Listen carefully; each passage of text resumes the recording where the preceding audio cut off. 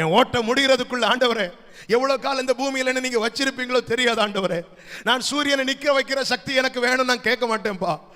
ஆமென். யோர்தானை பிளக்கிற சக்தியை நான் கேட்கல ஆண்டவரே. எனக்கு ஒரே ஒரு கிருபை வேணும்பா. என் குடும்பம் முழுவதும் இந்த பேழைக்குள்ள வரணும் ஆண்டவரே. என் உறவுகள் அத்தனை பேர் இந்த பேழைக்குள்ள வரணும் ஆண்டவரே. இதுதாங்க சாதனை, இதுதாங்க சாதனை. மற்றது எதையும் நம்ம கொண்டு போக போறது கிடையாது. ஹல்லேலூயா. ஆமென் சொல்லுங்க பார்க்கலாம். சத்தம் ஆமென் சொல்லுங்க பார்க்கலாம். இந்த சோதம் பட்டணத்தில் லோத்து காக்கப்பட, லோத்துடைய பார்வை எப்படி இருந்துச்சுன்னா, நீங்க என்னிடத்தில் வந்ததே பெரிய விஷயம். அதாவது என்ன ரட்சித்ததே பெரிய விஷயம். நம்ம நிறைய நேரத்தில் அப்படிதான் நினைக்கிறோம். என்ன ரட்சித்ததே, அதாவது எனக்கான காரியத்தை செய்யறதே அவருக்கு பெரிய விஷயம். இதுக்கிடையில் நான் மற்றவங்களுக்காகவும் ஜெபிக்கிறது, இப்படி நினைச்சு நம்ம நிறைய ஜெபத்தை குறைச்சிருக்கிறோம்.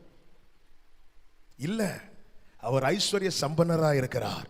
ஒரு மனிதன் கெட்டு போவது கூட அவருக்கு சித்தமில்லாது இருக்கிறது. எனவே கர்த்தர் லோத்தை பார்த்து சொன்ன வார்த்தை என்ன? ஆதியாகமம் 19வது அதிகாரம் 12வது வசனத்தை வாசியுங்கள். பின்பு அந்த புருஷர் லோத்தை நோக்கி இவ்விடத்தில் இன்னும் உனக்கு யார் இருக்கிறார்கள்? நல்ல கவனமா கேளுங்க. இது ஒரு செய்தி. என்ன செய்தி அப்படின்னா, இங்க பாருங்க, ஒரு நிமிஷம் பாருங்க. இன்னும் கொஞ்ச நேரத்தில் லோத்துக்கு கையை பிடிச்சு சோதமை விட்டு வெளியே இழுத்து கொண்டு போட போகிறார். எஸ், நமக்கு நியமிக்கப்பட்ட நாள் முடியும் போது ஆமென், அவர் நம்ம இந்த பூமியிலிருந்து எடுத்துக்கொள்வார்.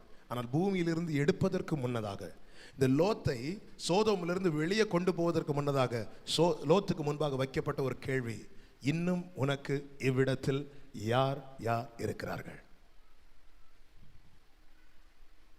ஹல்லேலூயா, ஹல்லேலூயா.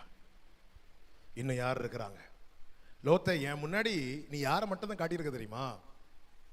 உன் மனைவியை காட்டின, 2 பிள்ளைகளை காட்டின. இன்னும் உன் உறவுகள் இருக்கிறாங்களா?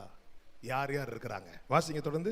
மருமகனாவது அழிந்து போவதற்கல்ல, கிருபை தந்தது சோதமை விட்டு நீயும் உன் குடும்பமும் வெளியே போவதற்கு. நல்ல யாராவது இருக்கிறாங்களா? திரும்ப திரும்ப கேட்கிறார். லோத்தை மட்டும்தான் காப்பது அவருடைய சித்தமா இருந்தால் வாசலில் காத்து கொண்டிருக்கும் போதே அவர் கையை பிடித்து எழுத்திருக்க வேண்டியது.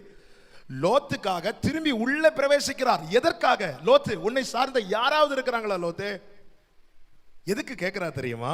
நீங்க 19வது, ஏன் இவ்வளவு பேரை மட்டும் இழுத்துட்டு போக காரணம் என்ன? லோத்து பக்கத்துல இப்ப இவங்க 3 பேர் மட்டும் தான் நிக்கிறாங்க. லோத்தின் மனைவி, லோத்தின் 2 பிள்ளைங்க. அதனாலதான் கிரேஸ் பீரியட் முடிகிறதுக்குள்ள அவர்கிட்ட திரும்ப திரும்ப கேட்கிறார், உனக்கு வேற யாராவது இருக்கிறாங்களா? மருமக்களாவது, குமாரராவது, உனக்குரிய எவர்களாவது இருக்கிறாங்களா? எதுக்கு தெரியுமா? உன்னை இழுத்து விடுறது போல உன் குடும்பத்தில் உள்ள எல்லாரையும் இந்த அழிவிலிருந்து இழுத்து விட அவர் சித்தமா இருக்கிறார். ஆமென் சொல்லுங்க பார்க்கலாம். என்னால யாரை ரட்சிக்க முடியாது.